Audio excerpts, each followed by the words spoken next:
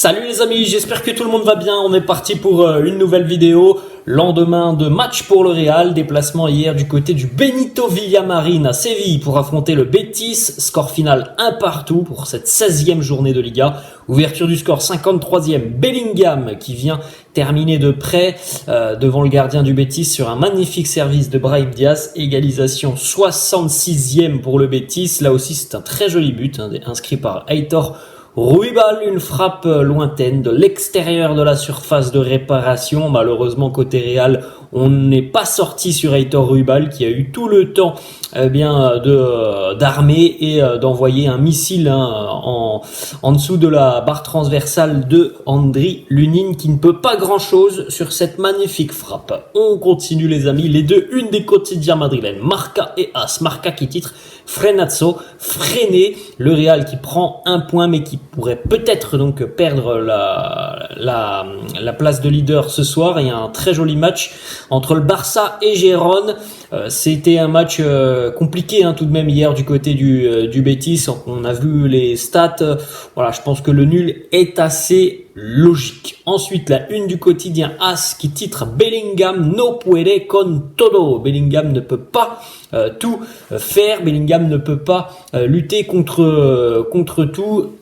Hier, on a eu du mal à se créer des situations franches devant le but. On a eu du mal à convertir devant le but du Betis avec seulement 2 tirs cadrés hier pour les merengues. Et puis même sur la fin de match, on en a parlé lors du débrief, ça aurait pu tourner en la faveur des Andalous. Il y a eu le poteau notamment en disco, il y a eu un arrêt aussi important d'Andriy Lunin. Donc je pense qu'il faut s'estimer heureux au final de prendre ce point du côté du Villamarín. Petite information, Bellingham hier a été désigné homme du match une nouvelle fois, 10e fois depuis le début de saison que Bellingham remporte le trophée d'homme du match.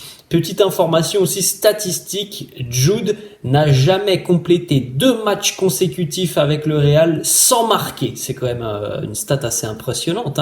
Il marque quasiment à chaque match. Il est donc impliqué pour le moment sur 20 buts au Real en 18 matchs impliqués. Donc c'est 16 buts plus 4 passes décisives en 18 matchs. C'est très impressionnant et il a cette régularité pour tout de suite être décisif ou marquer s'il ne l'a pas été sur un match, chose qui est assez rare quand même depuis qu'il est arrivé.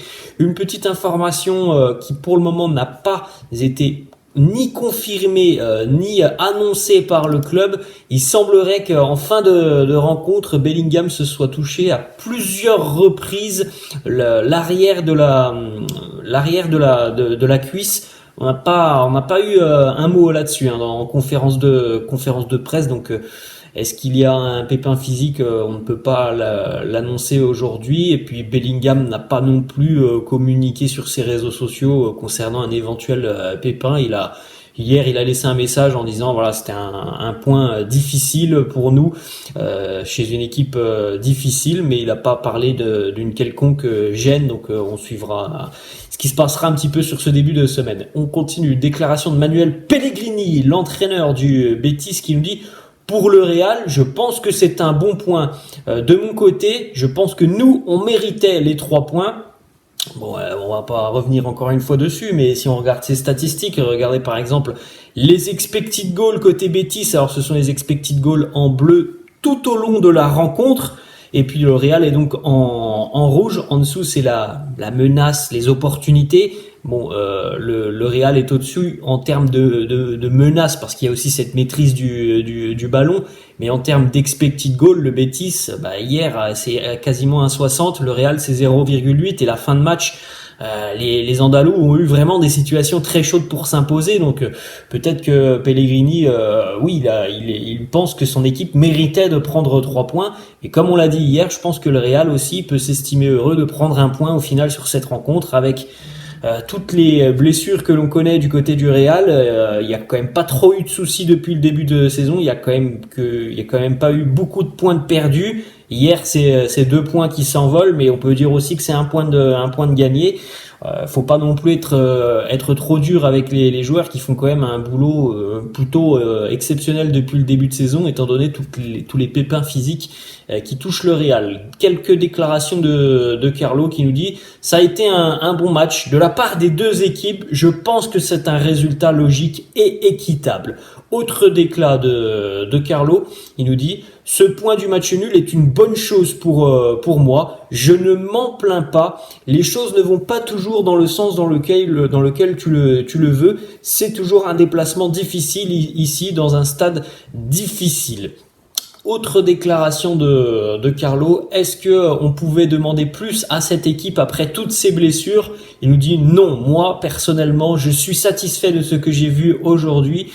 Tu veux peut-être que je dise que je suis énervé et frustré. Je suis heureux, c'est un bon point. Voilà les mots de Carlo, qui est monté un petit peu au créneau pour défendre son équipe, parce que on l'a vu aussi sur les réseaux sociaux hier. Alors le Real qui perd des points, c'est assez rare depuis le début de saison, et tout de suite on a vu quand même quelques critiques tomber.